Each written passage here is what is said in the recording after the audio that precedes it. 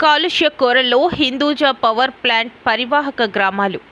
విశాఖ జిల్లా పెదగంట్యాడ మండలం పాలవలస సమీపంలో ఉన్న హిందూజా పవర్ ప్లాంట్ వలన స్థానిక ప్రజలు అనేక అనారోగ్యాల పాలవుతున్నారు.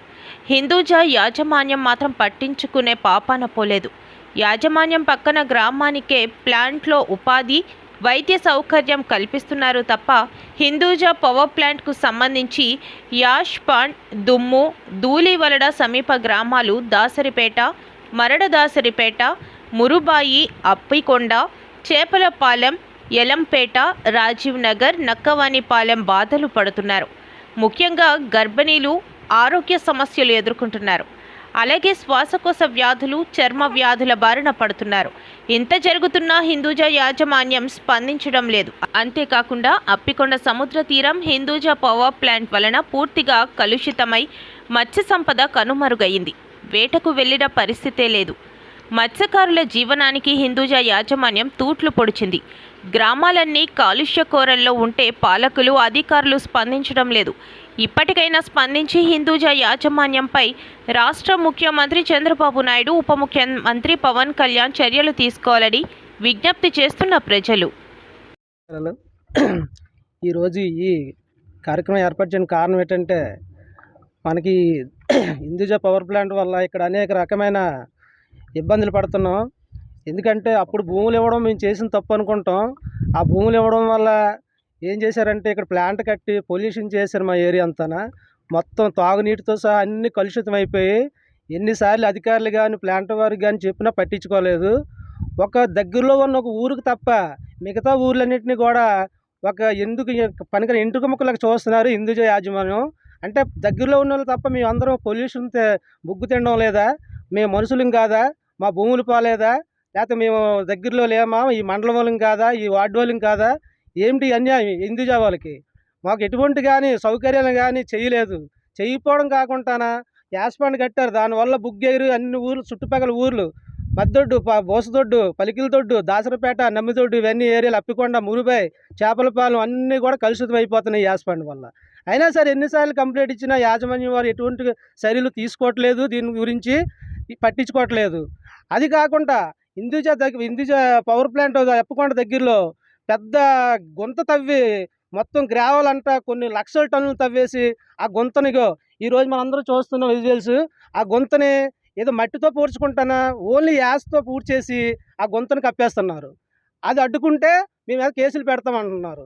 దయచేసి ఏం చేయాలి ప్రజలందరికీ కూడా మేమైతే చెప్తున్నాం, మీడియా వాళ్ళకి కూడా, ఇగో ఈ గుంత కప్పడం వల్ల ఈ వాటర్ దగ్గరలో ఉన్న పొల్యూషన్ మొత్తం భూములలో ఉన్న భూగర్భాలు మొత్తం కలుషితం అయిపోతాయి. ఇప్పుడు వరకు ఇక్కడ మంచినీళ్ళ బోర్లు, ప్రభుత్వం వేసిన మంచినీళ్ళ బోర్లు తాగుతున్నాము. అవి కూడా మాకు లేకుండా చేద్దాని ఉద్దేశంతో హిందూజా ఈ పని చేస్తుందని చెప్పేసి ఈ సభాముఖం మీ అందరికీ తెలియపరుస్తున్నాం. దయచేసి ఈ విషయాన్ని మరి మీడియా వారు దయచేసి మా ప్రజలందరి తరఫున ఆలోచించి మమ్మల్ని రక్షించి మన సీఎం దృష్టికి, పిఎం దృష్టి, సెంట్రల్ లెవెల్లో తీసుకెళ్ళి ఈ పొల్యూషన్ నుంచి మా ప్రజల్ని, మా ప్రాణాలని, మా పిల్లల్ని, భవిష్యత్ తరాల కోసం మేము బాధపడేది అన్నీ కూడా మీరు తెలియజేస్తున్నాము. ఆ విషయమై మీరు అందరూ కూడా మాట్లాడి మా ప్రజలందరికీ కూడా న్యాయం చేయవలసిందిగా కోర్సు ఈ మా ప్రజలందరి తరఫున, మా గ్రామాల తరఫున మీ అందరికీ కూడా కృతజ్ఞతలు తెలుపుకుంటున్నాము. జై. గతంలో హిందూజా పవర్ ప్లాంట్ రావడం వల్ల కాలుష్యం మీద విషవాయువులు అందరూ కూడా బీచ్లోనే వదిలేసి మత్స్య సంపద అలాగా కోల్పోయి ఒక ఉద్యోగం కానీ ఒక ఏది కానీ పట్టించుకోక కనీసం నిర్లక్ష్యంగా మా ప్రజలు ఆగ్రదానంగా చూసుకొని, చేతకంతనంలో చూసుకొని ఆల్రెడీ చుట్టూ ఒకే ఏదైతే గ్రామం ఉందో ఆ గ్రామమే అంటిపట్టుకో ఉందో మాకు వాళ్ళకే ఉద్యోగాలు తప్ప మీరెవరో మాకు సంబంధం లేదు అన్నట్టు గతంలో చేయడం జరిగింది. మాకు మత్స్య సంపద పోయి ఒక ఏదైతే కాలుష్యమైన వాటర్లో ఏదైతే బీచ్లో విషవాయువులు కలిసిపోతున్నాయో ఆ ద్వారా వచ్చిన చేపలు కూడా మాకు తగ్గిపోయి మేము ఈరోజు ఆ మత్స్య సంపద కూడా కోల్పోయి ఉన్నాం.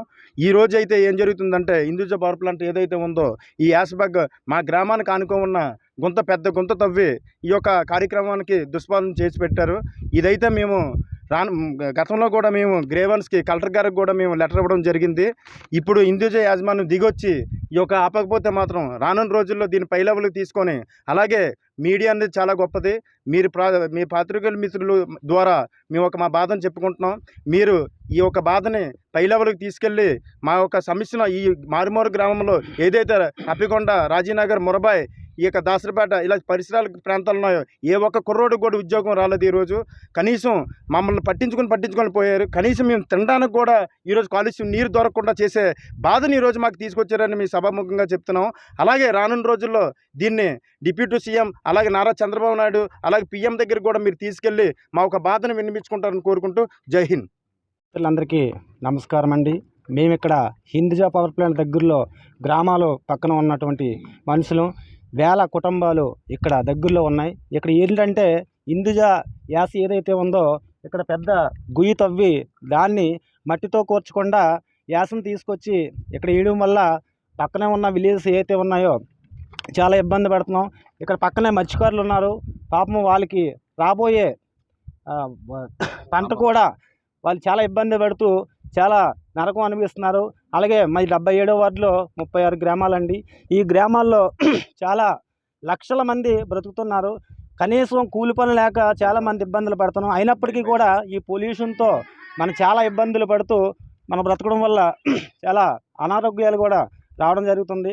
దయచేసి ఇది కానీ ఇంతటితో ఆపకపోతే ఈ హిందూజా పవర్ ప్లాంట్కి హెచ్చరిక ఏంటంటే ఇది పై స్థాయికి, ఒక రాష్ట్ర స్థాయికి ఈ మీడియా ద్వారా తీసుకెళ్ళి మా ప్రాణాలు, మా పిల్లల ప్రాణాలు రక్షించుకోవడానికి మేము దేనికైనా సిద్ధమని చెప్పేసి ఈ సభాముఖంగా తెలియజేస్తూ, మరి ఇమ్మీడియట్గా ఇది ఏదైతే గొయ్యి ఉందో దీన్ని ఆపి మళ్ళీ యథాస్థితిగా ఆ మట్టిని కూర్చకపోతే మరి మా గ్రామ ప్రజలే కాదు, ఆ వార్డు ప్రజలే కాదు, మండల ప్రజలందరూ కూడా వచ్చి ఇక్కడ స్థానికంగా నిర్దర్శన చేసి దీన్ని కంప్లీట్ చేసుకొని సాధిస్తామని చెప్పేసి ఈ సభాముఖంగా తెలియజేసుకుంటున్నాం.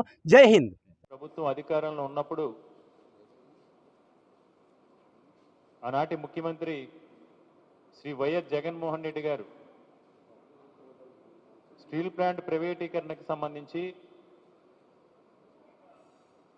ప్రైవేటీకరణ దిశగా వ్యూహాత్మకంగా కేంద్ర ప్రభుత్వం వేస్తున్న ప్రతి అడుగులోనూ కూడా అడ్డు తగిలి పెద్ద ఎత్తున వైఎస్ఆర్ కాంగ్రెస్ పార్టీ తరఫున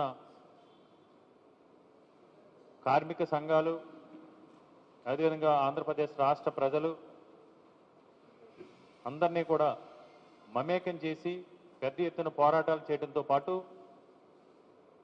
స్వయంగా ఆనాడు జగన్మోహన్ రెడ్డి గారు విశాఖపట్నానికి విచ్చేసి కార్మిక సంఘాల నాయకులందరితోని, అఖిలపక్షం అందరితోని కూడా సమావేశమై వారు చెప్పిన సూచనలు, సలహాలను తీసుకుని ఆ రోజు ప్రైవేటీకరణ కాకుండా అడ్డుకోవడం కోసం ఆంధ్రప్రదేశ్ రాష్ట్రంలో ఆంధ్రప్రదేశ్ రాష్ట్ర అసెంబ్లీలో తీర్మానం చేయడంతో పాటు ఆ తీర్మానాన్ని కేంద్ర ప్రభుత్వానికి పంపించి తదనంతరం ప్రధానమంత్రి గారిని కూడా కలిసి విశాఖపట్నం ఉక్కుని ప్రైవేటీకరణ చేయొద్దని ఆంధ్రప్రదేశ్ రాష్ట్ర ప్రభుత్వం తరఫున విజ్ఞప్తి చేయడంతో పాటు ఏ విధంగా స్టీల్ ప్లాంట్ని నష్టాల నుంచి బయటికి తీసుకొచ్చి ముందుకు నడిపించాలని నిపుణులు, మేధావులు సూచనలతో ఆ రోజు జగన్మోహన్ రెడ్డి గారు కూడా కేంద్ర ప్రభుత్వానికి విన్నవించడం, ప్రైవేటీకరణ కాకుండా పెద్ద ఎత్తున ఒత్తిడి తీసుకురావడం కూడా జరిగింది. కానీ ఈరోజు ఎన్నికలకు ముందు గత 5 సంవత్సరాల కాలంలోనూ కూడా చంద్రబాబు నాయుడు గారు కానీ, ఈ కూటమి నాయకులు కానీ, ఉప ముఖ్యమంత్రి పవన్ కళ్యాణ్ గారు కానీ స్టీల్ ప్లాంట్ విషయంలో పెద్ద ఎత్తున ఆ రోజు వైఎస్ఆర్ కాంగ్రెస్ పార్టీ ప్రభుత్వం పైన దుష్ప్రచారం చేసి ఎన్నికలకు ముందు తీయని మాటలతో ఆంధ్రప్రదేశ్ రాష్ట్ర ప్రజలను కానీ, ఉక్కు కార్మిక సంఘాలను కానీ, కార్మికులు కానీ, ఉత్తరాంధ్ర ప్రాంత వాసులను కానీ మేము ఎట్టి పరిస్థితుల్లోని కూడా మా కంఠంలో ప్రాణం ఉన్నంత వరకు, మాకు ఊపిరున్నంత వరకు స్టీల్ ప్లాంట్ని ప్రైవేటీకరణ కానివ్వం, మాకు ఓట్లు వేసి గెలిపిస్తే, మీరు మమ్మల్ని అసెంబ్లీకి, పార్లమెంట్కి పంపితే మేము పెద్ద ఎత్తున కేంద్ర ప్రభుత్వంపై ఒత్తిడి తీసుకొచ్చి సొంత గనులు కేటాయించే విధంగా కేంద్ర ప్రభుత్వంపై ఒత్తిడి తీసుకొస్తాం అని ఆ రోజు నమ్మబలికి ఈరోజు ఎన్నికల్లో గెలిచిన తర్వాత 4/29కి అనుబంధ చేరికలు చేసే ప్రతిపాదనకు రాష్ట్ర మంత్రిమండలి ఆమోదం తెలిపింది. మనందరికీ తెలిసిందే, ఈ కూటమి ప్రభుత్వం రాష్ట్రంలో టూరిజం డెవలప్ చేయటం ద్వారా, టూరిజం ఇండస్ట్రీని డెవలప్ చేయటం ద్వారా లక్షలాది మందికి ఉపాధి అవకాశాలు కలుగుతాయి. అంతేకాకుండా రాష్ట్రం కూడా ఆర్థికంగా అభివృద్ధి చెందిద్ది. ఇది ఒక పర్యాటక కేంద్రంగా, ఎందుకంటే మనకి మంచి మంచి టూరిజం స్పాట్స్ ఉన్నాయి. పోలవరం దగ్గర కానివ్వండి, లేకపోతే అరకు కానివ్వండి, లేకపోతే చాలా ప్రాంతాల్లో ఒక టెంపుల్ టూరిజం, వీటన్నిటిని కూడా డెవలప్ చేస్తానికి అవకాశం ఉన్న పరిస్థితుల్లో ఒక మంచి పాలసీతో ఇప్పటికే మేము ఆల్రెడీ వచ్చాము. దాంట్లో ఏంటంటే ఎవరైనా సరే ఇక్కడ హోటల్ ఇండస్ట్రీ పెట్టాలనుకుంటే, టూరిజం ప్రాజెక్ట్స్ని డెవలప్ చేయాలనుకుంటే వారికి అనేక విధాలుగా మరి ఇన్సెంటివ్స్ కానివ్వండి, ల్యాండ్ అలాట్మెంట్స్ కానివ్వండి చేస్తామని చెప్పేసి ఇప్పటికే పాలసీలో పేర్కొన్నాం. ఇప్పుడు ఇంకా మరింత పారదర్శకంగా ఇన్సెంటివ్స్ ఇచ్చినా, ల్యాండ్ ఎలకేషన్ చేసినా, లేతే డెవలపర్ని సెలెక్ట్ చేసినా కూడా మరింత పారదర్శకంగా ఉండాలనే ఉద్దేశంతో ఈ పాలసీలో ఈ మార్పులు చేయడం జరిగిందని చెప్పేసి నేను మనవి చేస్తా ఉన్నాను. ఏదైనా సరే ఏ డెవలపర్ని సెలెక్ట్ చేయాలన్నా కూడా, ఒక ప్రాజెక్టు చేయాలంటే ఆ ప్రాజెక్టు చేయగలిగిన కెపాసిటీ ఉందా లేదా అని ఎవాల్యుయేట్ చేయటం, అదేవిధంగా వారి గత ఆర్థిక పరిస్థితి, వాళ్ళ క్యాపిటల్ ఇన్ఫ్యూజన్ కానివ్వండి, వీటన్నిటిని కూడా పరిగణలోకి తీసుకుని మాత్రమే చేయటం జరిగిందని చెప్పేసి కూడా నేను మనవి చేస్తాను. వాళ్ళ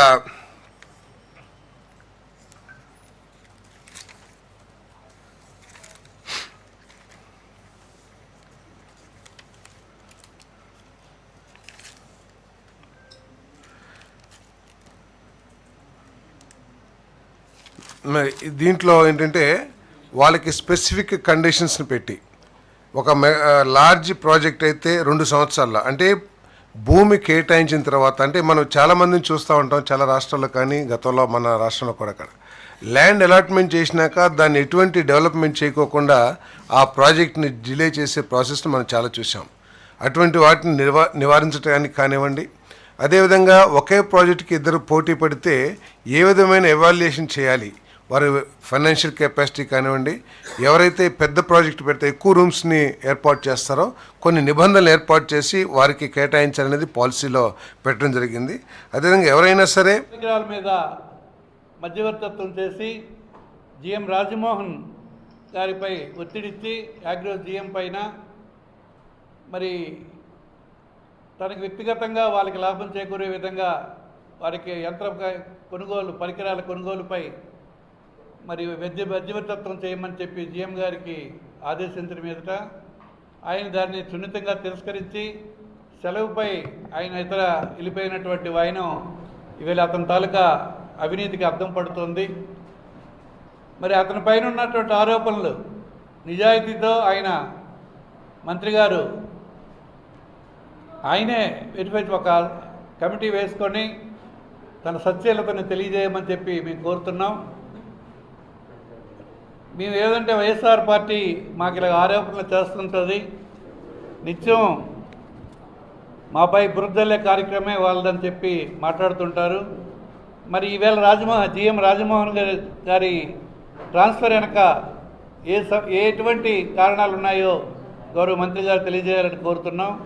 నెల్లూరుకి ఆగమేఘాల మీద నెల్లూరుకి ఆయన బదిలీ చేయడం జరిగింది. మరి ఇవన్నీ రైతులకి ప్రయోజనం కలిగించే వ్యవసాయ శాఖ మంత్రుల తాలూకా విధి విధానాలని నేను అడుగుతున్నాను. రాజమోహన్ స్థానంలో ఈవేళ జిఎం పోస్టుకి ఏమాత్రం అర్హత లేనటువంటి జూనియర్ అధికారిని, పెండింగ్ కేసులు ఉన్న వ్యక్తిని నియమించుకున్నటువంటి మంత్రి ఫేసీని ఎలా అర్థం చేసుకోవాలని మేము అడుగుతున్నాం. ఒక బాధ్యతాయుతమైనటువంటి, ఒక ప్రధానమైనటువంటి వ్యవసాయ శాఖకి ఒక సమర్థుడైనటువంటి అధికారి ఉండవలసిన స్థానంలో ఉన్న అధికారిని బదిలీ చేసి మరి అర్హత లేనటువంటి ఒక వ్యక్తిని తన ఫేజీలోంచి ఆయన్ని పెండింగ్ కేసులు కూడా ఉన్నటువంటి వ్యక్తిని ఈవేళ నియమించినటువంటి వైనాన్ని ఎలా చూడాలని మేము అడుగుతున్నాం.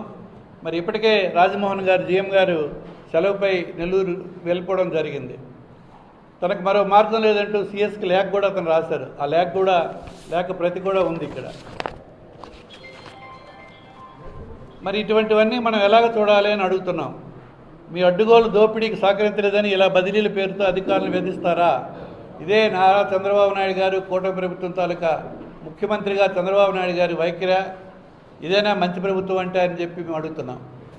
అంతేకాకుండా జగన్మోహన్ రెడ్డి గారి కాలంలో వ్యవసాయం అత్యంత ప్రాధాన్యతనిస్తూ ఆర్బీకేఎల్ వ్యవస్థను ప్రవేశపెట్టి నాణ్యమైన విత్తనాలు, అలాగే మరి సకాలంలో ఎరువులు, కావలసిన ఎరువులు రైతు భరోసా కేంద్రాల ద్వారా అందించిన విషయం యావత్ రాష్ట్ర ప్రజలకి, రైతాంగానికి తెలుసు. ఈవేళ మీరే ఒకసారి ఆలోచించండి.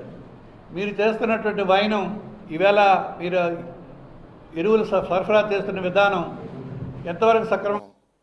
దైవాన్ని దర్శించుకుంటాం. కానీ ఈయన తిరుపతి చైర్మన్ అయినా, కొండ మీదకు వెళ్ళిన గోవిందనామస్మరణ మరిచిపోయి దూషణ భూషణలు, బూతులు మాట్లాడేటటువంటి సమావేశాలు, మీడియా సమావేశాలు చూస్తున్నప్పుడు హిందువులుగా ప్రతి ఒక్కరూ బాధపడవలసిందేనని నేను ఈ సందర్భంగా చెప్పదలుచుకున్నాను. ఆయన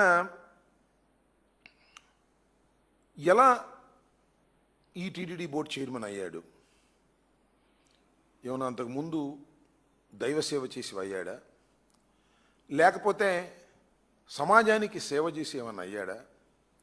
లేక హిందూ మతాన్ని విపరీతంగా గౌరవించి ప్రచారం చేసి అందువల్ల అయ్యాడా అనేది ఒక్కసారి మనం ఆలోచిస్తే వీటికి బిఆర్ నాయుడు గారికి ఏ విధమైన సంబంధం లేదు. ఆయన కేవలం ఒక వ్యాపారి. సరే, బీఎస్సీలో చిన్న ఉద్యోగం చేసేవాడు, బిహెచ్సిఎల్లో. సరే, ఏదో పైకి వచ్చాడు, కింద మీద పడ్డాడు, దొంగతనాలు చేశాడో, దౌర్జన్యాలు చేశాడో, మోసాలు చేశాడో, ఒక స్థాయికి వచ్చాడు. టీవీ5 పెట్టాడు. టీవీ5లో రోజు వైఎస్ఆర్ కాంగ్రెస్ పార్టీని తిట్టేటటువంటి కార్యక్రమం, డిబేట్కి పిలిచి అందరి చేత జగన్మోహన్ రెడ్డి గారిని, వైఎస్ఆర్ కాంగ్రెస్ పార్టీని దూషించే కార్యక్రమం, చంద్రబాబు నాయుడు గారిని పొగిడే కార్యక్రమం. ఇదే కదా మీరు చేసింది. ఇది మీరు చేసిన సేవ. ప్రపంచానికి కాదు, హిందుత్వానికి కాదు, దైవానికి కాదు, మీరు చేసిన సేవ అంతా చంద్రబాబు నాయుడు గారిని గెలిపించడం కోసం మీరు పడినటువంటి పాటలు వైఎస్ఆర్ కాంగ్రెస్ పార్టీ మీద దూషణ భూషణలు చేసేటటువంటి కార్యక్రమం చేయబట్టి చంద్రబాబు నాయుడు గారు మిమ్మల్ని గౌరవించే కార్యక్రమం చేసి ఈ పవిత్రమైనటువంటి ఆధ్యాత్మిక కేంద్రానికి మిమ్మల్ని చైర్మన్గా పెట్టాడు. మహాపాపం చేశాడు చంద్రబాబు నాయుడు గారు. ఎందుకంటే ఇవాళ నేను చెప్తున్నా, నిన్న బిఆర్ నాయుడు గారు మాట్లాడుతూ అంటున్నాడు మా కరుణాకర్ రెడ్డి గారి గురించి మాట్లాడుతూ. కరుణాకర్ రెడ్డి గారు 2 సార్లు శాసనసభ్యులుగా ఎన్నిక కాబడినటువంటి వ్యక్తి. 2 సార్లు భగవంతుడి దయ వల్ల, ఆయన ఆశీస్సుల వల్ల టీటీడీ బోర్డు చైర్మన్గా నియమించబడి విప్లవాత్మకమైన మార్పులు టీటీడీలో తీసుకొచ్చినటువంటి వ్యక్తి కరుణాకర్ రెడ్డి గారు. ఆ కరుణాకర్ రెడ్డి గారిని ఏం మాట్లాడతావా? వాడు వీడని మాట్లాడతావా? వీడొక దొంగ, వీడొక డెకాయిట్టు, ఇదేనా నువ్వు మాట్లాడేది? నువ్వు కూర్చున్నటువంటి స్థానం ఏమిటి? నువ్వు కూర్చున్నది తిరుమల తిరుపతి దేవస్థానం యొక్క చైర్మన్ సీట్లో కూర్చుని ఇలాంటి